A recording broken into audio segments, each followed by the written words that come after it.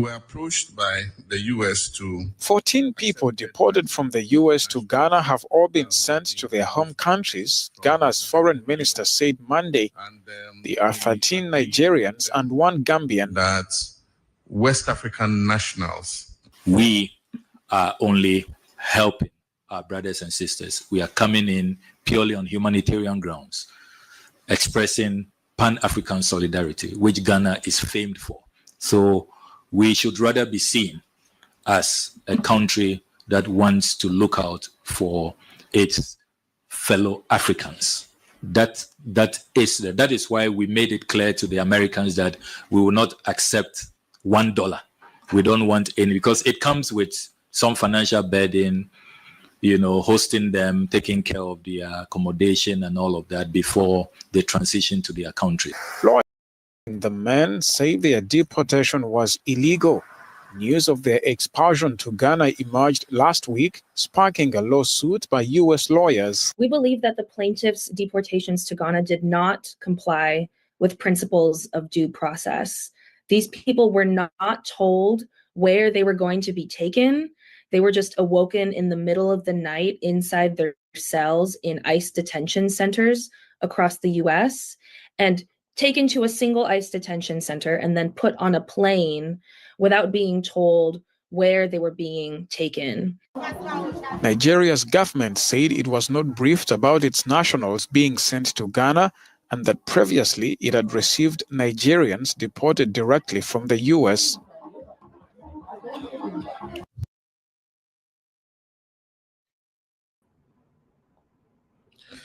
All right. Welcome to This Week in Africa.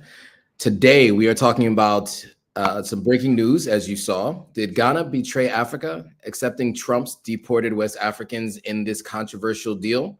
We'll talk about that and more. Before we do, we like to do our introductions. I will turn it over to my co-host before I introduce myself.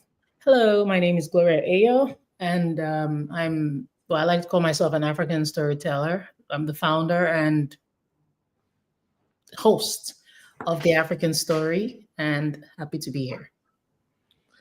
Of course, happy to have you. And I am Joe Hatagwa, the founder and CEO of Authentic African.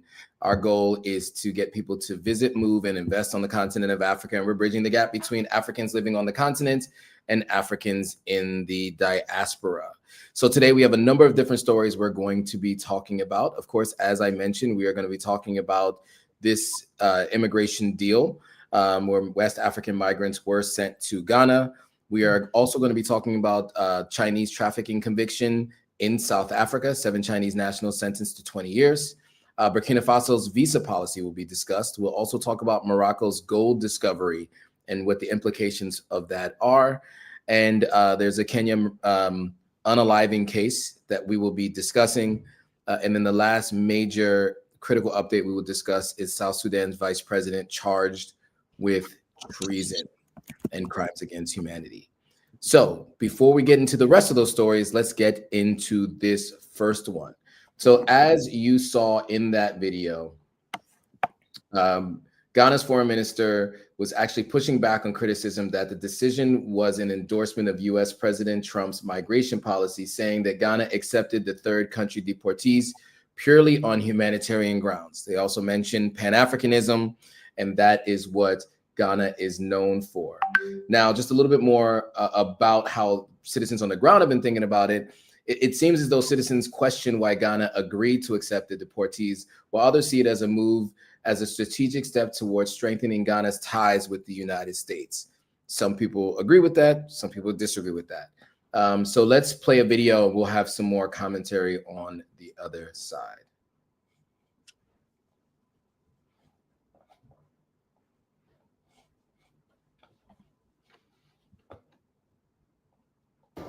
Nabil Ahmed Rufai joins us now from Accra, Ghana. For more on this, Nabil, Ghana becomes the fourth African nation to receive deported migrants from the US. What's the reaction in the country so far?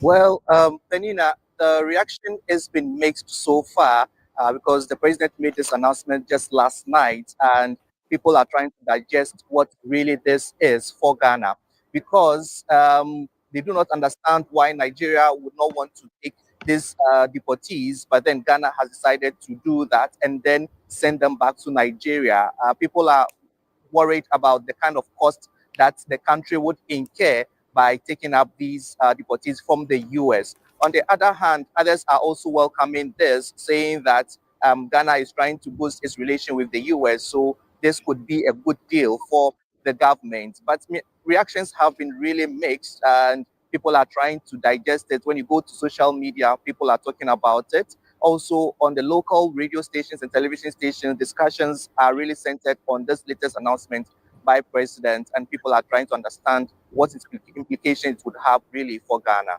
Well, Nabil, you mentioned that for some of those who are concerned, the concerns have to do with the cost for Ghana. So do we know what's in it for Ghana following this deal with the US? Indeed, Penina, we do not know the details of the deal that Ghana has signed with the US president because the information is quite fresh.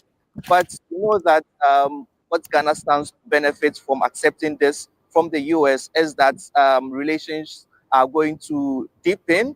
And you heard the president say that Ghana has already been slapped with tariffs. So perhaps trade relations are going to improve because Ghana has agreed to this deal from the US. And we just look forward to see how this deal will really pan out for the country in its own interest. All right. So, Gloria, your thoughts on this deal to accept the migrants and then send the migrants to their home countries? I'd love to hear your thoughts. Thank you, Joe. I mean, for Ghana agreeing to take third country nationals, on one side, they may see, some might see it as humanitarian, but there's also a risk of being complicit in accepting people that have been deemed illegal, right? And some people would see those deportations as illegal. Domestically, this might not be helpful politically. If citizens or migrants believe that their rights are being ignored or that Ghana is acting without transparency or oversight, there can be harm. So there could be a distrust toward governments that are seen as collaborating with foreign powers, in this case, the US. There's also expense and governance burdens, which we have discussed quite exhaustively in the past with these third country deportations, right. Because it entails having detention facilities, there have to be legal proceedings, you have to ensure that there's humane treatment of the migrants. There is a risk of stigma against returnees, among other things. We have noticed the pattern of sending asylum seekers or protected people to third countries without their home countries. So this will likely reshape how courts and even public opinion define legal protections. But for Ghana, the risk is international reputation if allegations of detention, abuse, or human rights violations are being substantiated. Yeah, well put. And I'll say, and I don't know, are you able to hear me? I just want to make sure my audio is good. Okay. So yeah, I mean, look, my thoughts are these. I think when Muhammad took office, I think one of the things that people were really excited about was what seemed like a closeness with the AES, and it felt for many people that the route that Ghana was going to be going was more towards Pan-Africanism in the kind of the vein of a Kwame Nkrumah, the first president of Ghana after colonialism and then post-colonialism, or a Thomas Sankara, who, you see Ibrahim Traore kind of taking up after. I think this particular move perplexes people because it seems like if it is the idea to strengthen the partnership with the U.S., I do feel like many people are a little bit concerned by taking that stance as opposed to one of specifically Pan-Africanism. Now, I understood the phrase that he used, and he described saying that the foreign minister mentioning that's what that was Ghana is known for, right? Is Pan-Africanism. And even the flag colors are like the Pan-African colors. And Kwame Nkrumah was a huge Pan-Africanist. Martin Luther King was at his inauguration, for example. However, I don't really totally understand it if these migrants are being sent to their country of origin anyway, right? If they're being patriated into Ghana, or and there's a process of having them become a pathway to citizenship in Ghana, I think that to me feels a lot more like Pan-Africanism, right? I don't know who these people are and why they're being deported, right? In some cases, in the past, they've talked about people who have been looking for asylum. In other cases, it's been folks that have been deemed as criminals for having a criminal record. In general, if you overstay a visa, or if you are there and haven't been granted asylum, you are still deemed a criminal. So that's one of the challenges with the U.S. policy around that. But yeah, I think there's some questions around how this can be seen as Pan-Africanist and Pan-Africanism if they're not gaining citizenship in Ghana to some degree, right? And just like, residency, citizenship, something to that effect. And so that part is just a bit confusing to me. I will say I'm happy to hear that they did mention they weren't taking any money from the United States. Whereas previously, when we talked about other countries, that's a part of the deal, right? For them to take on migrants from other countries, they generally are agreeing to some kind of financial, some kind of financial benefit for taking on these migrants. So, on one hand, they're not taking any finances, at least in terms of what they said. And on the other hand, it's a little bit confusing, I think, for many. That they're being sent to their home countries. It's just they're coming through Ghana. It doesn't feel like that really aligns with the messaging of Pan-Africanism. That's what I would say to that. And then I think the last thing I'll just add is, when it comes to migration in Ghana right now, there's been a lot of talk in this country about other immigrants in Ghana. And I'm in Ghana currently, right? There's been a lot of conversations about Nigerians in the country. We covered that previously.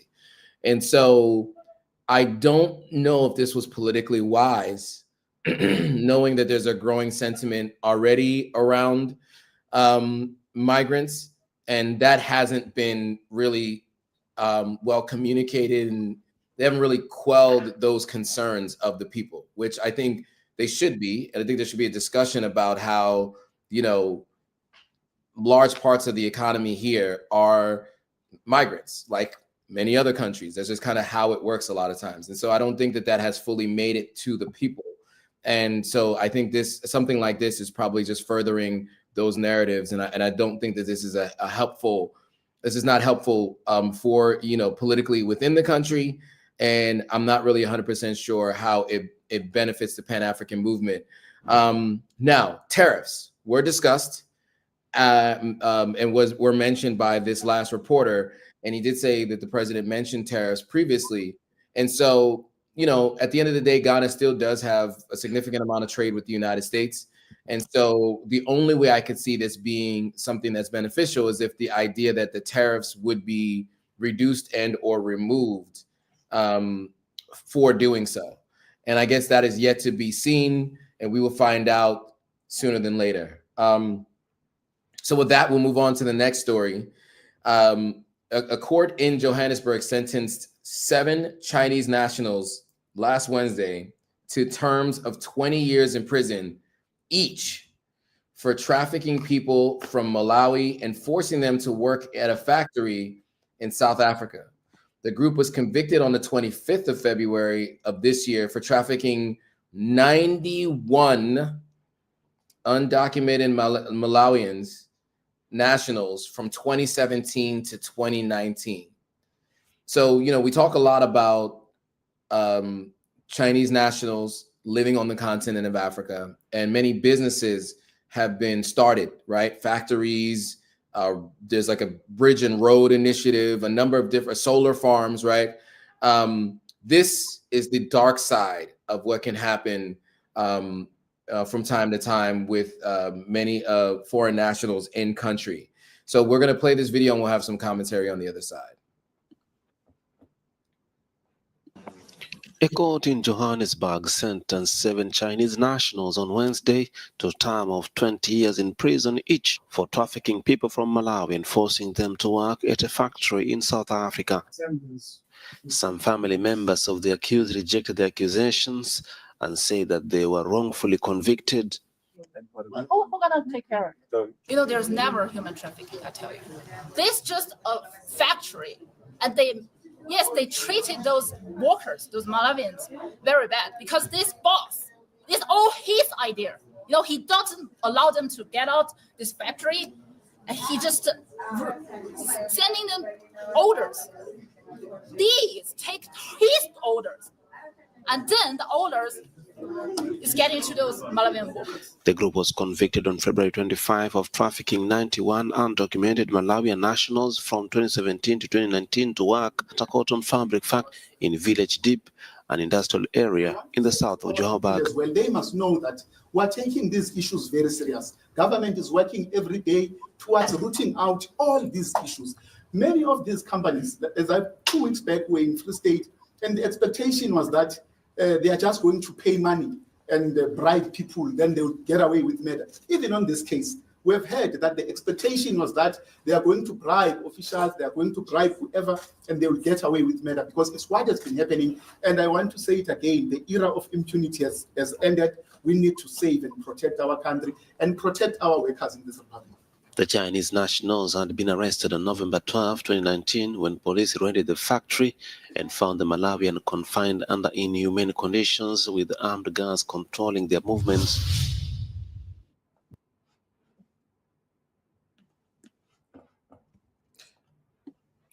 All right. So, Gloria, what are your thoughts on these convictions and the trafficking, and also what the daughter of one of the accused or one of the convicted said? I mean, it is the audacity to try something like this in an African country, something you wouldn't dare try in the West. You know, it actually reminds me of a documentary I saw years ago where some Chinese national was exploiting children in Malawi, having them say really horrible racist things in his language, and then basically selling it. I mean, there was an audience, there was a crowd for these people on the dark web somewhere. And I remember how disturbing that was. You know, basically, a case like this shows the loopholes in our systems and how certain people have chosen to come to our continent to try to exploit them. We talked about the San community not long ago. Mm-hmm. Whatever their reasons are, be it financial, be it some sort of twist in their minds, this exploitative moves really just reinforce certain negative stereotypes about our continent. And I am very impressed to be, you know, if we're going to give the South African government its props, I am very impressed with the handling of this, in that this is actually not one of those cases that have gone unresolved. And as far as Malawi is concerned, labor migration under deceptive schemes, I mean, really throughout Africa. But Malawi also has cases where people are being promised work abroad. And, you know, people are desperate. So they go from Malawi, I mean, even from Zimbabwe, Mozambique, all these countries, to work in, you know, they're looking for work in agriculture, they're looking for work in mining, in factories, and they're being given all these promises. And when these things happen, because there are many cases that have gone unreported, you know, or even when there's prosecution, the penalties are not that severe. So even though there are laws and policies against trafficking with instruments like the Prevention and Combating of Trafficking in Person Act of 2013 in South Africa, sadly, many cases go unreported or delayed. But this particular case shows that there is effective coordination.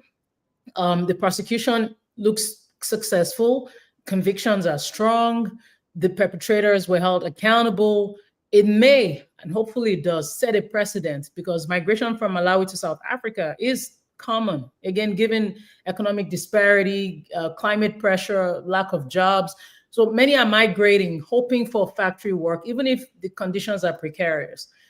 Employers, in some cases, exploit this vulnerability because they know that the people have undocumented status and are desperate. So for Malawi, losing people to trafficking, especially minors, you have children involved. This is a serious national issue. Culturally, it feeds xenophobia and stigma. And the fact that people are undocumented, however, should not remove their labor or human rights, especially again, since there are children involved. So hopefully this is an opportunity for Malawi and South Africa to strengthen their cooperation and push for better regulation. Yeah, well put. I mean, there's a couple of things that I'll address from that video. The daughter of one of the convicted mentioned that this all came down from their boss and they were just following orders, right?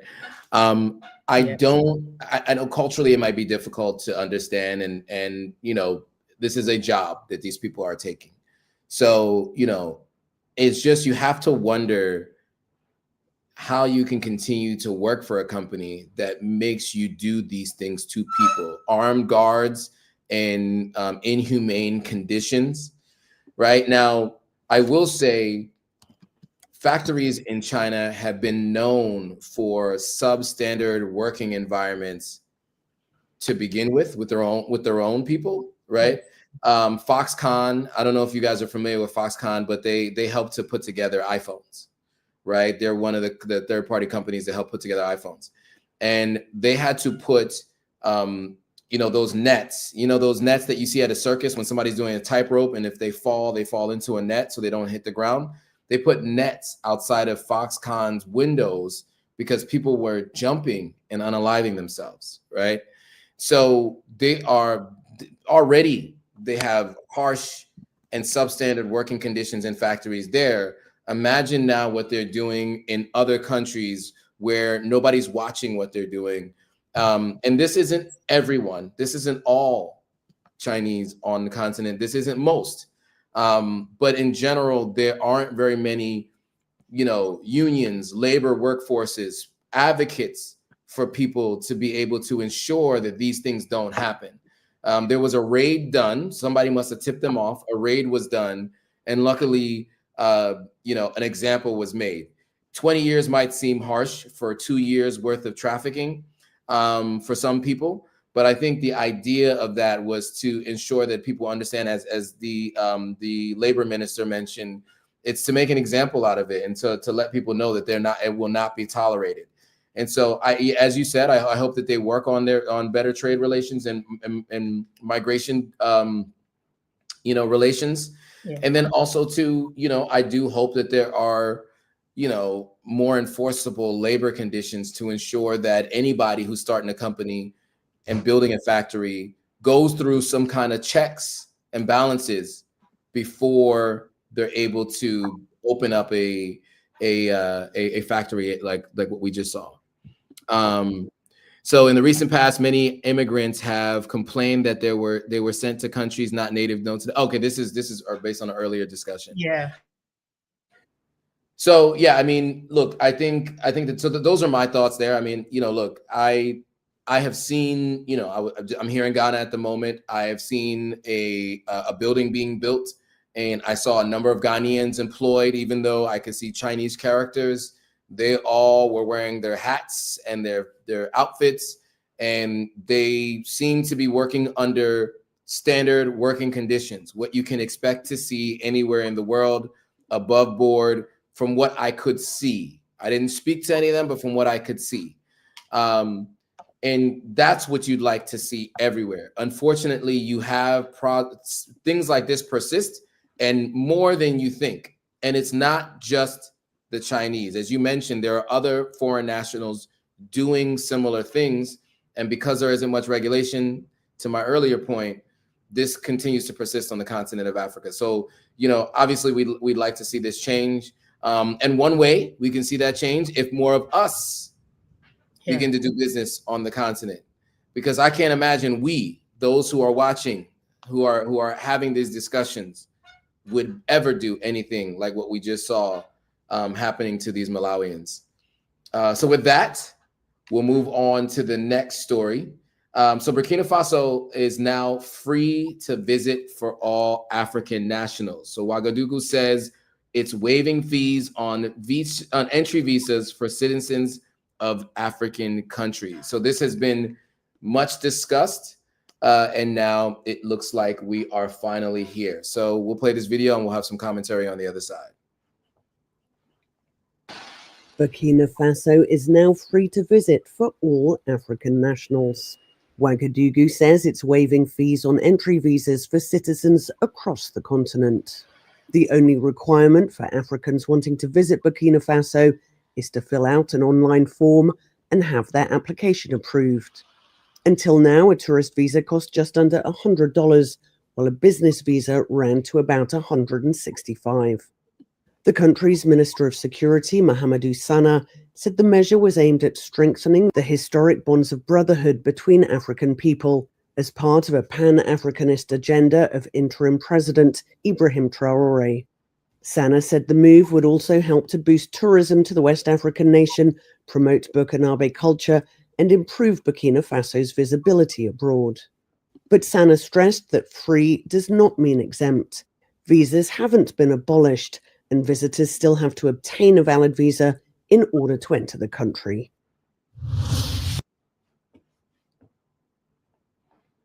All right. So thoughts on Burkina Faso making it visa-free to enter their country for all African nationals?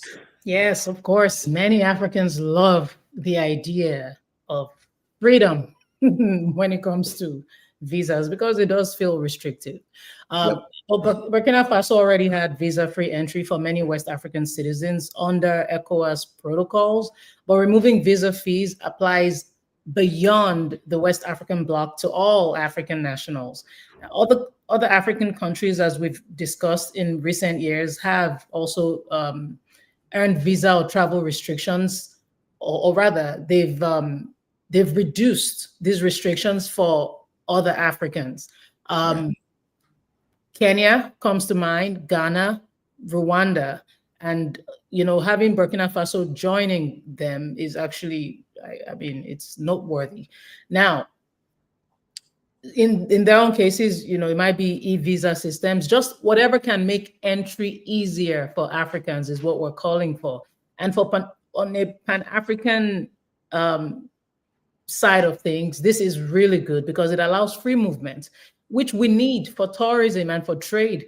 Politically, it shows that Traoré is committed to Pan-African ideals and unity for Africans.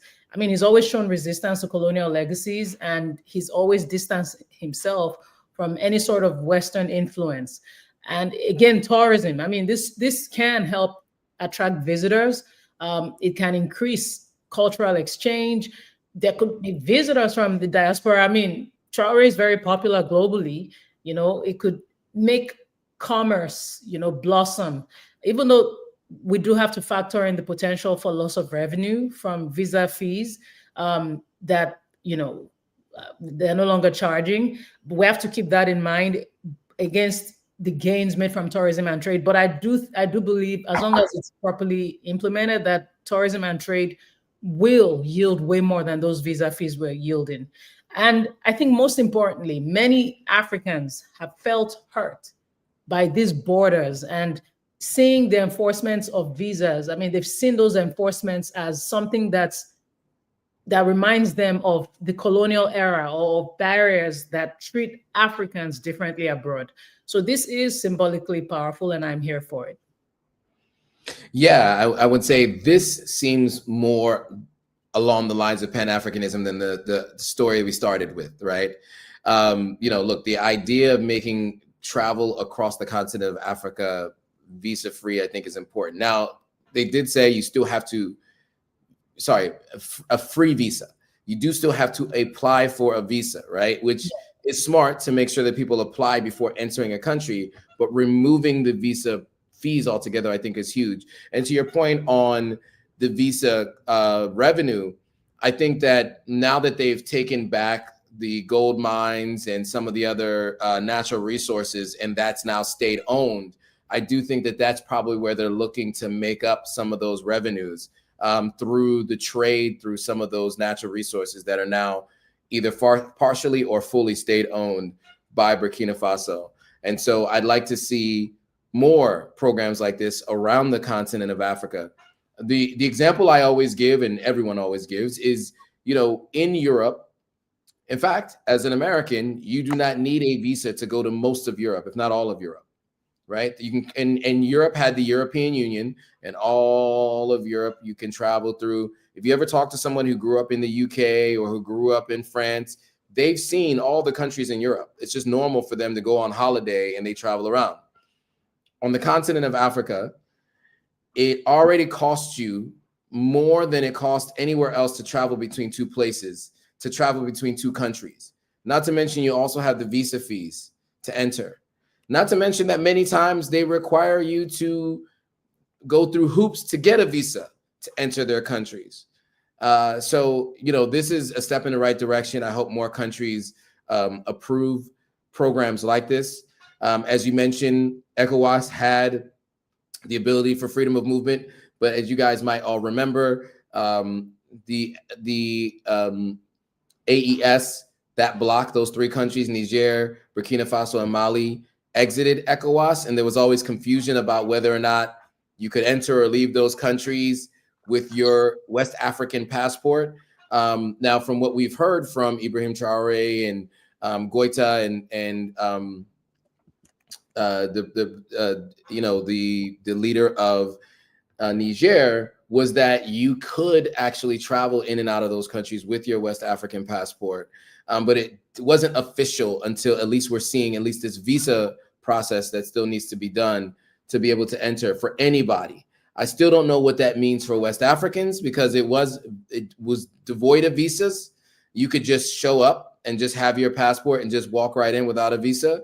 So I wonder what that means for other West Africans. And I think that that's something that we'll have to dig in a little bit deeper on. But for those of us who are dual citizens, of any country on the continent, I think this is really interesting, and we'd like to see more of it. All right, so moving on to the next story. Morocco has made a major gold discovery, identifying 35 high-grade quartz veins with gold concentrations up to 30 G per T. I think that's grams per ton. Currently producing just over 100 kilograms annually, Morocco is a minor player in Africa's gold market, far behind leaders like Ghana, South Africa, Mali, and Sudan. Preliminary estimates suggest that the new deposits could yield 3 to 5 million ounces, potentially elevating Morocco into the continent's top 10 producers. The discovery marks a turning point for Morocco's mining sector, boosting export potential, attracting investments, and strengthening its role among Africa's key mineral producers. So we're going to play this video and give you some commentary on the other side.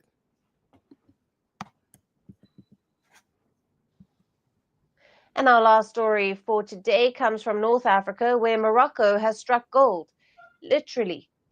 A major gold discovery could transform the country's mining sector and its position in the African and global market. Now, geologists have discovered high-grade gold deposits in Morocco's Julemin region, with grades reaching up to 30 grams per ton, which is considered world-class. Now, mining professionals have identified 34 quartz veins, each showing signs of rich gold content. Preliminary estimates suggest the region could yield between 3 and 5 million ounces of gold, and this can vastly outstrip Morocco's current annual output of just over 100 kilograms.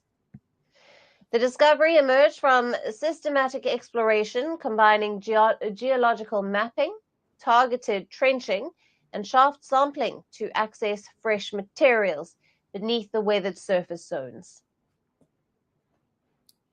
All right. So your thoughts on this discovery in Morocco? Yay for Africa. I mean, historically, Morocco has not been known to be a major gold power. So that's why this is really, really a big deal.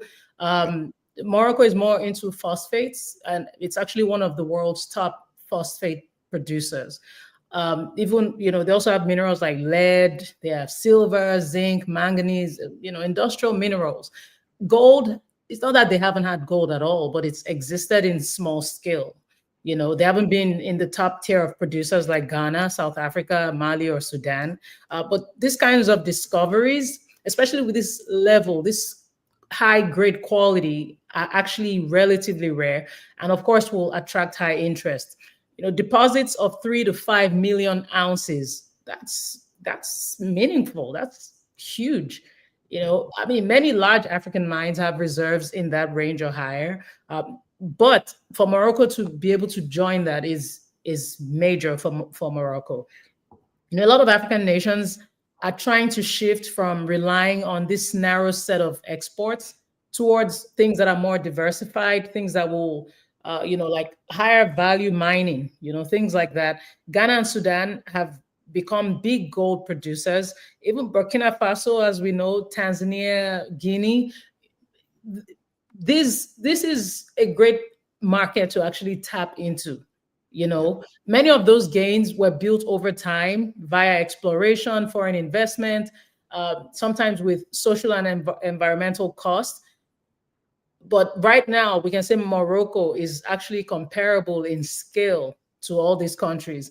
And there is a huge potential for job creation, because now there's exploration, there's extraction, there's going to be processing. It's going to be great for downstream industries.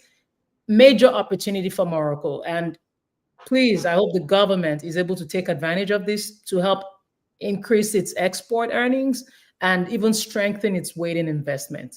Congratulations, Morocco. Yes, congratulations to Morocco. I think this is a step towards self-sufficiency.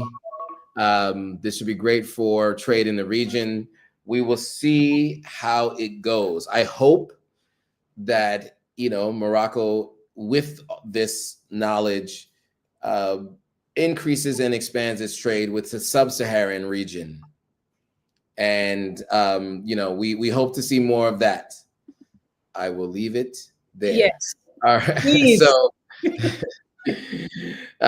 So with that, we do want to move on to the next story. So Kenya's Director of Public Prosecutions believes there's enough evidence to link a specific subject to the murder of Agnes Wanjiru. So right now, Kenyan court issues arrest warrant for a British soldier in a 2012 unaliving case. Wanjiru was last seen with the British soldier at a hotel that was the home of the British Army training unit in Kenya. So we are going to play a video and give you some commentary on the other side.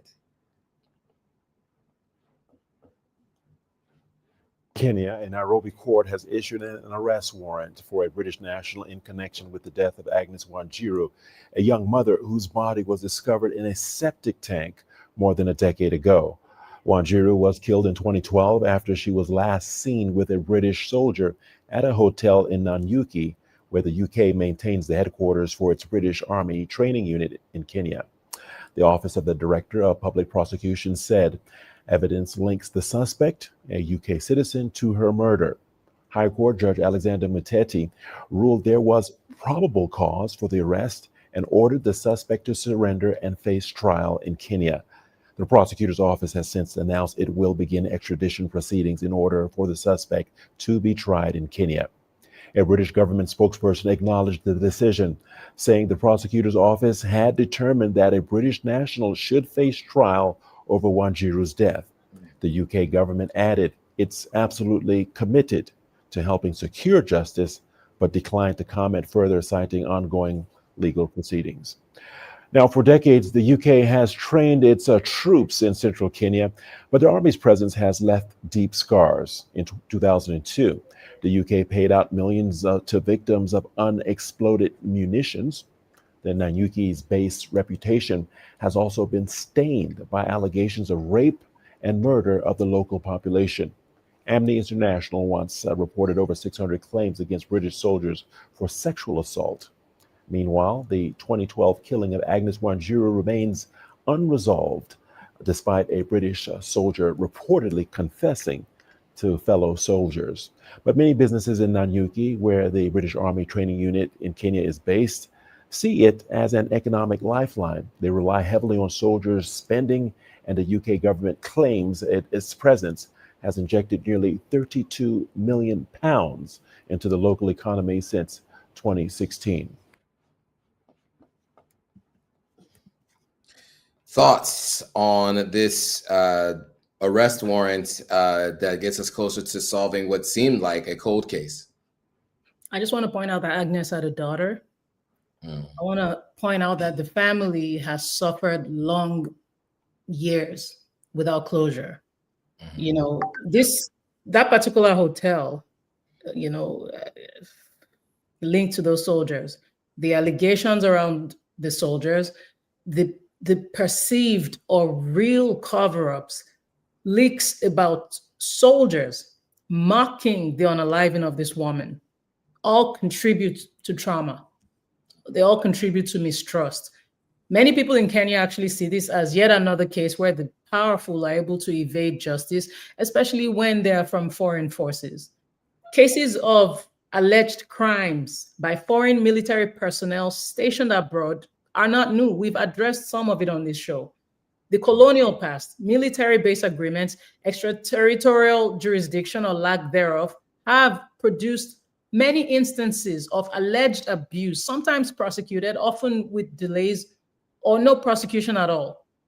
One historical Kenyan precedent is the case of Frank, I think his last name is pronounced Sonstrom, way back in 1980. He was a US Navy sailor who was involved in the unaliving of a woman named Monica Njeri in Mombasa while he was on shore leave. That case was controversial. This man pleaded guilty to manslaughter rather than straight up unaliving. He received a very light punishment. Then he returned to the US. The way that case was handled is actually often cited in Kenya as an example of foreign servicemen allegedly being treated lightly in criminal proceedings. Now, Kenya has in the past had to deal with allegations of misconduct. It's had to deal with allegations of SA, etc., by these soldiers that are attached to foreign militaries. Yep. The Wanjiru case is standing out because of leaks of WhatsApp and Facebook group chats about 4 years ago that allegedly showed these soldiers mocking her after she got unalived. This caused an outrage, and it's actually helped to reopen the case. Now, legally, Kenya does have a sovereign right to investigate and prosecute unalivings that happen on its soil, even if it's by foreign nationals. But I have to point out that diplomatically, the UK has for years resisted or delayed cooperation, even though more recently the UK Defense Secretary has met with Agnes's family and expressed full support for Kenyan authorities' investigations. But we need way more than that. We need those men to go back to Kenya and face the law, because it is not okay. If we do not have this taken care of, this pattern will continue. It is not okay to come to our continent and unalive our people. Enough is enough. Well put, and I think the other way around, they'd be extradited post haste to the country that they would be tried and convicted in their prison system, and then sent back, no longer allowed to be a citizen of that country. Mm-hmm. So, you know, I'm glad that they've issued the arrest warrant. I hear that the British government says they were willing to cooperate, so I hope that that is the case. But it's sad to see that, you know, so many of these cases and complaints had been made to people that are meant to protect people, right? But they obviously were doing much more harm than good. Yeah, so I hope that he is extradited to Kenya, is tried and in an expeditious manner, and then also made an example of, just like those gentlemen that were trafficking the workers from Malawi in South Africa. All right, on to the last major headline that we're going to review today. South Sudan charges its vice president with treason. The first vice president faces charges of treason and other serious crimes that based on the local authorities. So as of last Thursday, they mentioned that he was tried for treason and a few others, or he will be tried for treason. Those are the charges. So I'm going to play a video and we will have some commentary on the other side.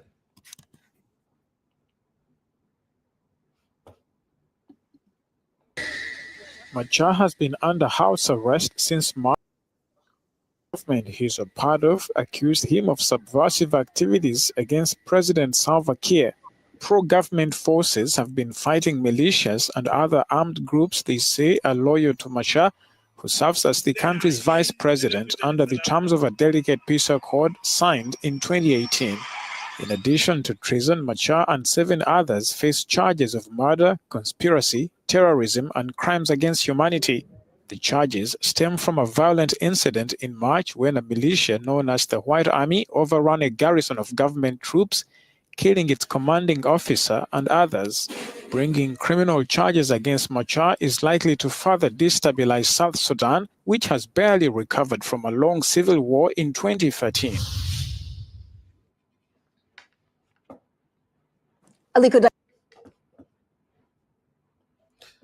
All right, so your thoughts on this story?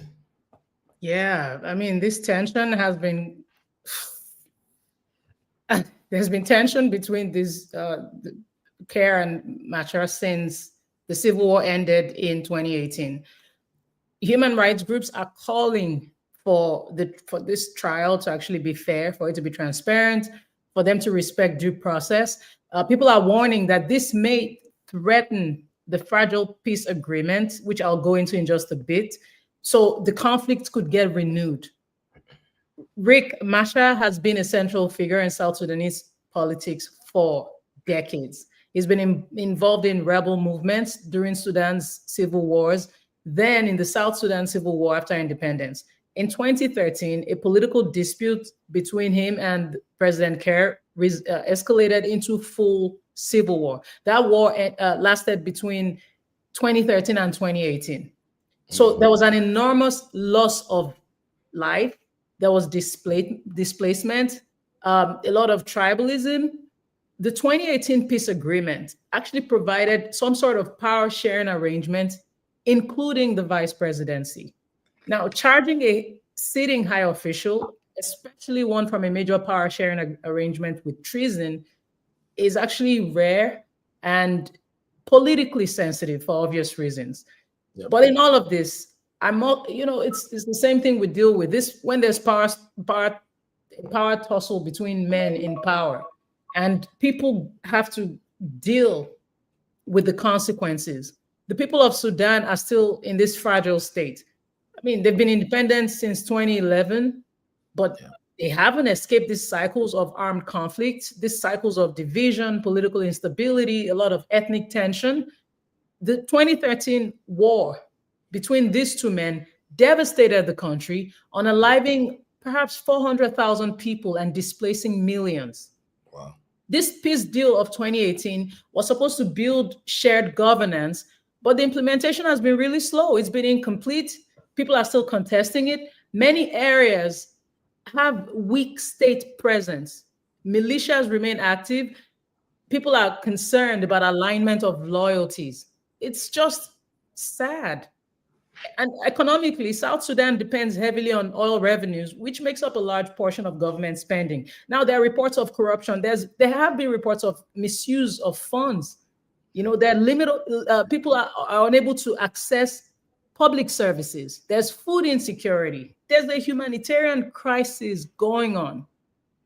But while all this political, people dragging power without consideration for the impact on the people, I will never understand it. This is such a young country. This was an opportunity for South Sudan to thrive.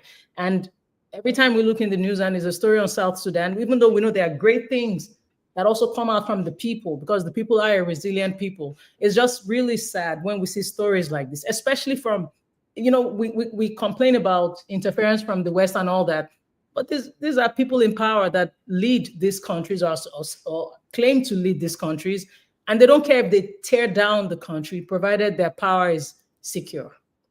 Tragic. Very tragic indeed. Listen, I would say this is a very complicated and tumultuous relationship, right? I mean, the leader of a civil war, power sharing with what seems to be the opposition, right? This is what I'm understanding. It sounds good symbolically, but then you find situations like this. I don't know what the solution would or could have been or should have been, but I hope that this isn't true, because if it is, which it seems like in all likelihood it's definitely a possibility, then as you mentioned, the political instability that follows is a bit worrisome. What do you do next, right? So anyway, in any case, I hope that they, South Sudan is able to solve their internal conflicts, and then are able to fully maximize the resources that they have growing beneath their ground. Okay, so that concludes the headline stories that we wanted to review today. Maybe we can go into some of the other headlines from around Africa for the folks back home to check out on their own. Yes, in Malawi, there's an upcoming election that's drawing a lot of interest. Of course, the president, Mutharika, he's seeking a comeback, in spite of the discontent. President Mutharika used to be, because Joe, we talked about this offline. Let me not get ahead of my thoughts. So President Mutharika used to be a president of Malawi, and he's seeking a comeback. Matter of fact, a lady who was also president after the president in power passed on, she's also seeking a comeback. But Mutharika has been positioned as the strongest opposition to the incumbent President Lazarus Chakwera. There's a lot of discontent in Malawi. We talked earlier about Malawians, going to South Africa, risking their lives with these foreign nationals who promise them all these lofty dreams and things like that. Because people are desperate, unemployment has been high. The economy is not just thriving, contrary to what Chakwera had promised before he came in. So this election is getting a lot of attention, and we're just going to keep our eyes on it. And hopefully they do right by the people. It's, corruption-free. But I'm very interested in how this turns out. As am I. Hopefully it is corruption-free. I really do hope so. Yeah. All right. What else do we have on the list of headlines that people should check out? Yes, speaking of election, we're now going to go to Tanzania, where several opposition presidential hopefuls were barred from contesting, which clears the field for the ruling party and leaves only minor party candidates that are not that much of a threat to Samia, President Samia. I think that's her last name, right? Anyway, people are concerned about electoral integrity. But yeah, initially the court had lifted the ban on one of the opposition leaders, and then they rebanned the opposition leader. We've talked about Tanzania quite a bit on this show, but yeah, hopefully the people's will prevails. Hope so. Yeah, and just to remind everyone, this was the female president in Tanzania, and we're just hoping there's not more of the same, just with a new face, right? So Fingers crossed. Any other stories? Yes, in Zambia, a court has convicted 2 men. So there's this witchcraft act, I think it's from 1914, where it's a clearly colonial era. This is a colonial era law, which is so ironic. So anybody who is accused of using supernatural means against any leader gets convicted.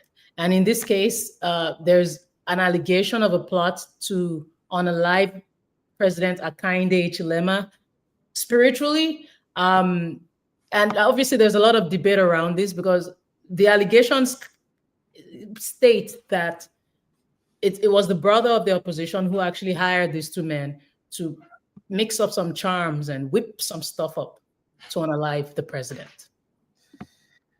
Yeah, I mean, this is something that's pretty common. Specifically, I've seen this discussed a lot in West Africa for like chiefs or even local municipality people who are running those areas.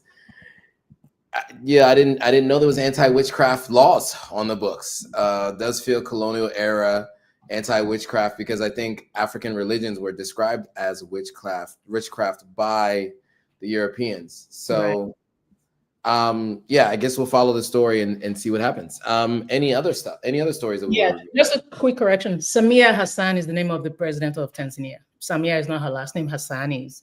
But now to South Africa, the government has reopened. I'm excited about this story. Matter of fact, I plan to release a story on that today or tomorrow on my platform. Check it out. It's about Steve Biko. They have reopened the case into the 1977 mysterious unaliving of this man, who was an iconic Black consciousness leader and was unalived in apartheid police custody after years of calls from justice, from activists, and even his family. So there's been a lot of public fascination around this. And I'm curious as to what happened in room 619 that day, because the apartheid regime claimed that, he banged his head against the wall, or, the typical lies. But we need that case reopened, not just reopened, and, we get all the clout and it trends. This is about closure, not just for Steve Biko and his family, but for Africans. We need to understand what happened in that room. Well put. Are there any other stories to review? Speaking of, still in South Africa, and speaking of public fascination, have you seen the show on Netflix?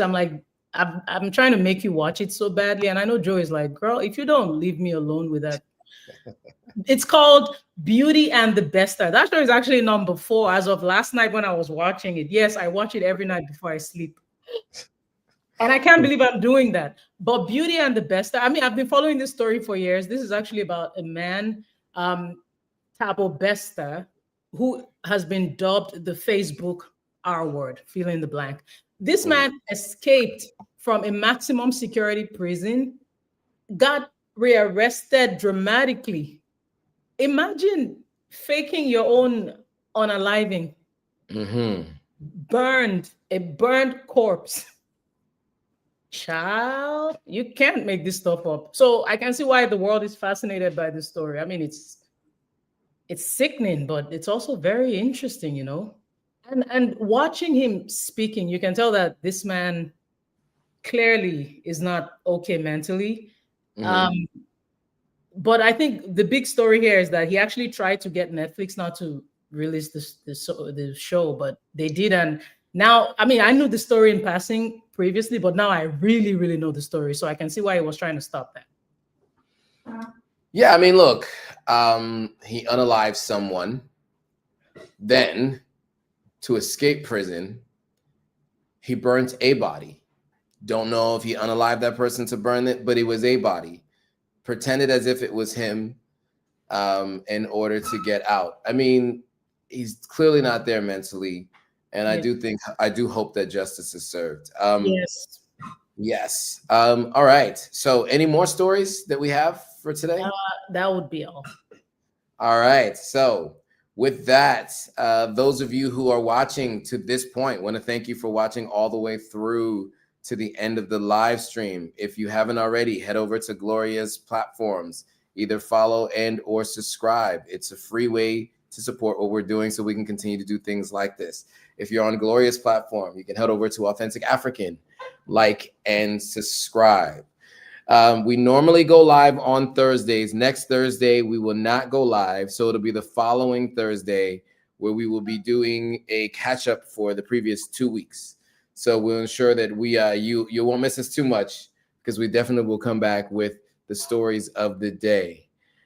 So with that, thanks again, Gloria. And thank you guys for watching. See you guys all in the next video. Bye, guys. Thank you, Joe. Bye-bye.